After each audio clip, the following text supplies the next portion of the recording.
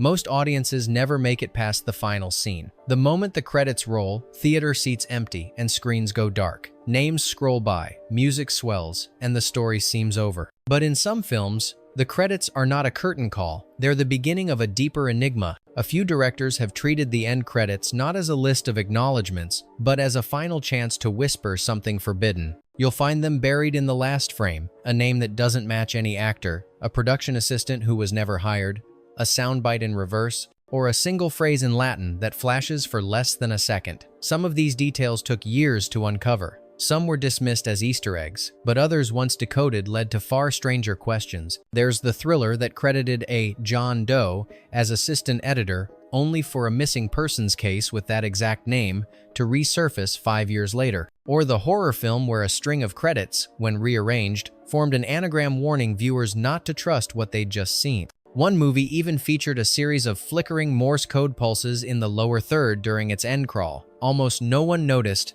until a former Navy technician recognized it as a distress signal. Were these coincidences, clever marketing stunts, or something more unspoken? Some say the hidden credits are part of ARG's alternate reality games. Others think they're breadcrumbs for sequels that never got made. A few believe they were smuggled messages from crew members trying to expose something. But what if the truth is simpler and more disturbing? What if the final credits weren't just names, but warnings? Today, we're counting down 15 films that buried messages in their end credits. Some are clever, some are chilling, and a few may have crossed into something the studios never intended you to see. Mulholland Drive, 2001, The Forgotten Cast. David Lynch is no stranger to misdirection, but Mulholland Drive may hold the most unsettling credit roll in modern cinema. In the end credits, there is a section labeled Cast from the Lost Reel. It lists 5 names, none of whom appear in the film. No scenes, no voices, no photos. They're not in deleted scenes, they're not in casting calls, and none of the names appear in any other Lynch project. Lynch, when asked, simply smiled and said, "There are many versions of the dream. Some believe these are remnants from Mulholland Drive's original pilot characters filmed, then erased. Others believe they're actors who were cut due to studio intervention. But a darker theory persists, that these names are entirely invented, phantoms given form through credits, suggesting a parallel film that never existed but was once intended." And here's the final twist. When the film was screened in a 2015 retrospective, those 5 names were no longer in the credits. When credits can be rewritten, what does that say about the film? And what does it say about us watching? Synecdoche, New York, 2008. The Woman Who Watched Herself. Charlie Kaufman's Synecdoche, New York, is a film about identity recursion, about characters watching versions of themselves perform themselves. But one detail goes even further. In the end credits, there's a name buried in the production assistants list. Ellen M. No last name, no role description, just a solitary first name and initial rare in a professional credit roll. Here's where it gets stranger. In one of the meta theater scenes, a woman watches an actress play her life on stage. Her character is unnamed, but her face matches that of an extra seen earlier in the film, sitting in a subway car, staring into the camera for a single frame. The script never acknowledges her. Kaufman never explained her. But that woman? She's Ellen M., credited only at the end. Some believe she was a real person whose life story inspired a sublayer of the film, added into scenes without narrative explanation, only visual presence. Others think it's Kaufman himself inserting a living metaphor, a woman trapped inside a story about being watched, performed, and erased. What does it mean when your name appears in the credits of a life you didn't agree to live? Donnie Darko, 2001, The Time Loop in the Credits. Donnie Darko is already a film tangled in timelines, paradoxes, and alternate realities. But hidden in its credits is a temporal breadcrumb few ever caught. In certain early screenings, the song Mad World plays over the end credits, as expected. But in a specific cut distributed in Europe, the final 30 seconds of the credits loop back to the beginning, quietly restarting without any on-screen indicator. It's seamless. Most viewers never noticed. Overlaying the audio from the repeated section reveals something odd. The song is subtly slowed down, and an extra piano note is added, one not present in the original track. Why? Some believe this was a glitch. Others are convinced it was intentional, a manifestation of the film's closed time loop. In a fan forum, one alleged crew member stated that director Richard Kelly insisted on embedding a structural echo into the film's code, a loop that would only be noticed by obsessive viewers. When confronted in interviews, Kelly remained cryptic, saying only, It ends where it began. That was the point. Is this just a clever trick? Or was Donnie Darko literally built to trap you in its timeline? Event Horizon 1997. The Latin Whisper, Paul W.S. Anderson's Event Horizon, is often remembered for its brutal imagery and whispered lore about a lost cut far more disturbing than the final version. But some of that forgotten material may have survived hidden in plain sight. As the credits roll, a faint whisper can be heard layered beneath the orchestral score. It's in Latin, distorted, barely audible. When isolated and reversed, audio engineers claim it says, "Liberat tutemet ex inferis," save yourself from hell. That phrase is repeated multiple times in the film, but in the credits, it's not spoken by any actor. The voice is lower, slower, and, strangely, feminine. Some believe it's a remnant from the fabled blood orgy cut, where victims were shown being tortured in hell-like visions. Others believe the whisper was added last minute, without studio approval, by a sound designer who wanted to leave something behind, a warning, a clue, or perhaps a confession. The official Blu-ray release omits the whisper entirely. What does it mean when the credits themselves are whispering for you to escape? The Ring, 2002. The name in the static. Everyone remembers the cursed tape. But what's less known is what comes after. In certain theatrical releases of The Ring, the final credit roll flickers once, as if the digital reel stutters. In that one frame, a name appears in the upper corner, Samara Morgan, archivist. It's not part of the actual credits. It doesn't exist in the official listings. But pause the frame, and it's clearly visible white serif text, slightly blurred, just like the rest of the crawl. Was this a glitch? An ARG element? Or something planted for those brave enough to stay until the very end? Some believe it was an Easter egg referencing the film's lore. Others argue it was a deliberate attempt to break the fourth wall, suggesting that Samara, the entity within the tape, had inserted herself into the credits, as if she were now part of the production team. Even more unsettling, some home video versions remove the flicker entirely, yet pirated rips still contain it. If a ghost can make a videotape, can she also sign her own name? Jacob's Ladder 1990. The Ghost Assistant. Jacob's Ladder is a fever dream of trauma, liminality, and psychological collapse. But in the end credits, one credit stands out in its emptiness. Assistant éditeur elle-même. Just 2 letters. No name, no union, no trace. Every other crew member is fully credited, except for LM, as if the name had been redacted or never existed at all. Years later, an editor who worked on the film anonymously posted that LM referred to a Vietnam veteran brought in as a consultant, someone who had no editing experience but provided emotional guidance on the nightmare logic of the cut. He allegedly asked not to be named, but why credit him at all unless the filmmakers wanted you to notice? A small number of frames in the hospital hallucination scenes appear corrupted in early prints, single images distorted, almost as if overwritten. Some fans claim those glitches were intentionally introduced by this ghost assistant as part of an artistic sabotage meant to blur fiction and memory. What happens when a real trauma survivor edits the hallucinations of a fictional one? And why does Jacob's Ladder still feel like a film no one fully controlled? The Exorcist III, 1990, an editor who doesn't exist. The troubled legacy of The Exorcist III is well documented. William Peter Blatty intended it to be a slow-burn psychological thriller until the studio demanded reshoots and a more overt climax. But in the credits of early VHS copies, the editing is attributed to Final Sequence, Malcolm Vane. Blatty never mentioned him. No such editor is credited elsewhere.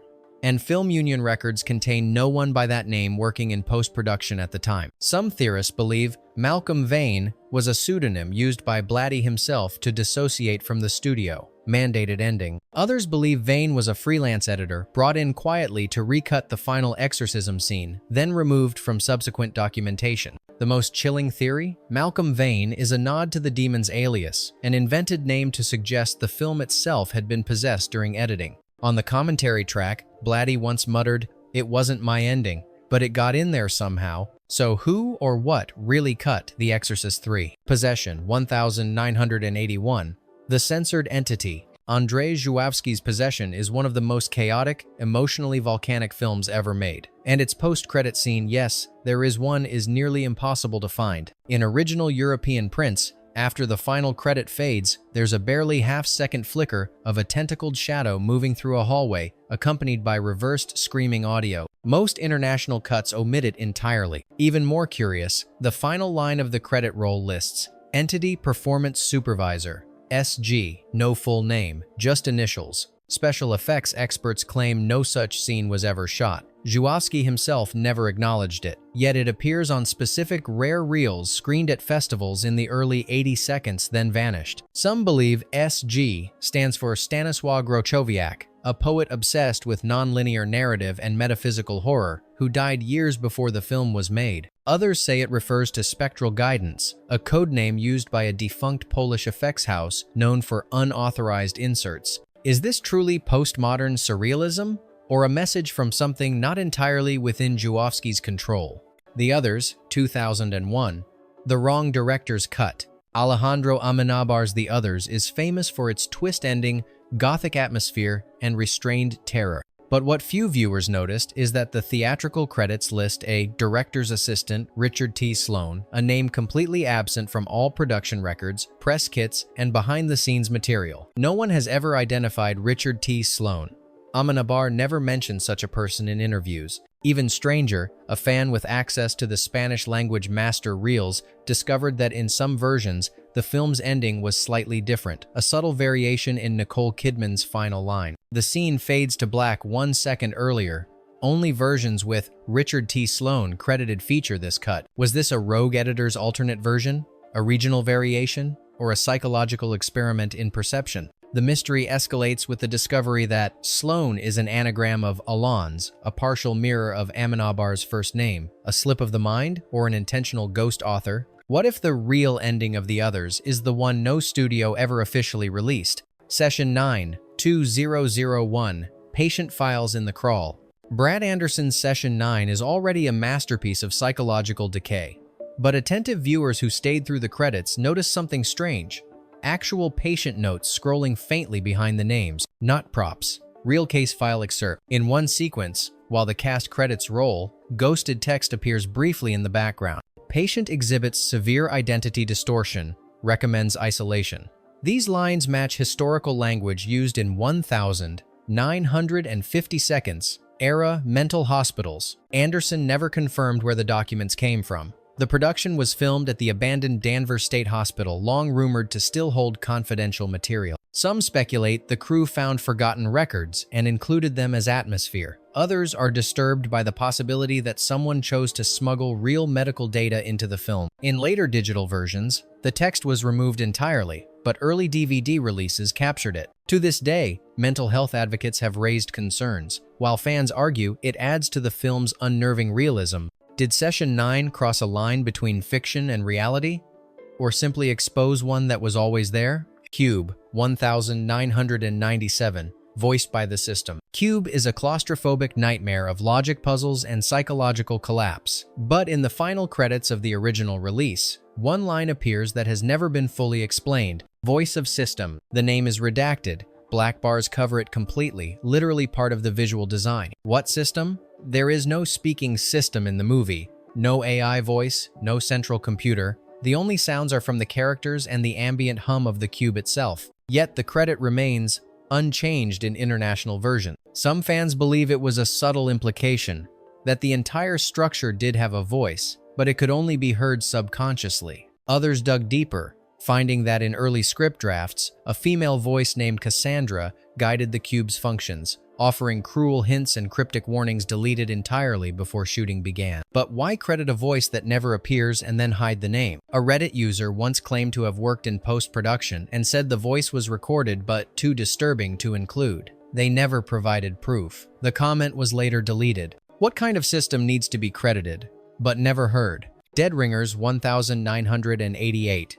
A thank you to a non-existent twin. David Cronenberg's Dead Ringers is a study in duality, identity collapse, and mirrored madness. The film closes with a quiet, clinical end, followed by a short credit line that has puzzled viewers for decades. With thanks to Claire N. Mantle. There's no Claire N. Mantle in the crew, cast, or production notes. No public figure by that name has ever been connected to Cronenberg or the film. But a few fans notice something odd, say the name out loud, and it slurs into Claire en Mental, French for clear in the mind. Some dismissed it as an inside joke, but when an interviewer brought it up in a rare press Q&A in the 90 seconds, Cronenberg reportedly froze for a moment and said, "It was necessary to include her." In some niche circles, Claire N. Mantle is now treated as a fictional persona, a twin consciousness of the film itself, a kind of ghost editor or mental shadow. One theory suggests the name was used during the early development phase to refer to a split draft of the script, one that took a darker turn and was ultimately shelved. Did the film Dead Ringers ever have a twin version?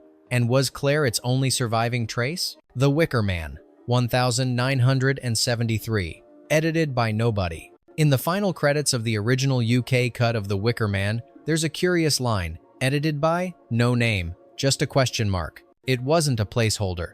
It remained on prints distributed to cinemas. Studio records show that the editor was Peter Weatherly, yet his name was removed and replaced with that single punctuation mark, no explanation ever given. Christopher Lee, who considered this his finest performance, was furious about the film's editing. He publicly criticized the studio for butchering the vision and spoke cryptically about a version of the film that no one was allowed to see. In 2002, a fan-assembled final cut attempted to restore the lost footage, but even then, the original editing credit remained a mystery. Some believe it was an act of protest by Weatherly himself removing his name after the studio altered his cut without consent. Others suggest that the question mark was a deliberate signal, a warning that what audiences saw was not what was intended. But here's the twist. A few home media releases listed the editor as C. Rowan, a name with no credits before or after this film. Who was C. Rowan? A pseudonym? A ghost editor? Or simply another layer of misdirection? When a film removes the identity of its own editor,